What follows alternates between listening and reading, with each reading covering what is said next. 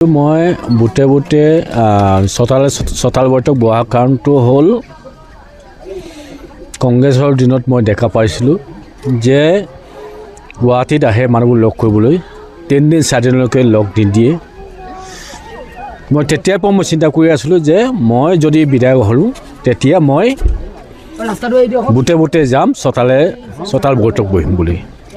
এইটোৰ পৰা মই যিদিনা জিকাৰ পিছৰ পৰাই মই গাঁৱে চতাল বৈঠক বহি আছোঁ, জনসাধাৰণৰ সমস্যাবোৰ মই বুজ লৈ আছোঁ। এই ধৰণে মই সমস্যা সমাধান কৰিবৰ কাৰণে চেষ্টা কৰোঁ।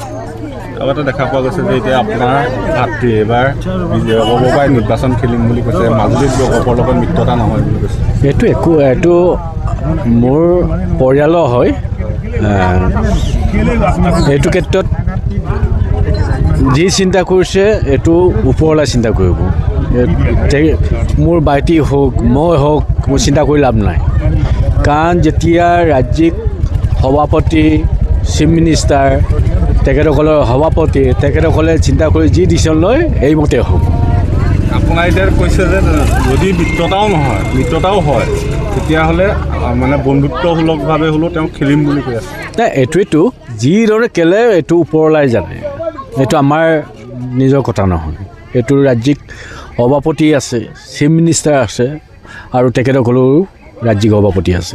একাংশই আপুনি টিকেট পাব নাপাবক লৈ এটা স্থিতি এতিয়ালৈকে এখন বুমেৰাং ছবি এখন আচলতে মাজুলীত প্ৰকট কৰিব বিচাৰি আছে। আপোনাৰ কেনেধৰণৰ হেৰি?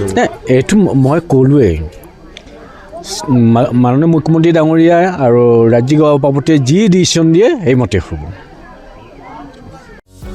যিকোনো খবৰৰ বাবে যোগাযোগ কৰক আমাৰ এই নম্বৰত 9181 307 2221।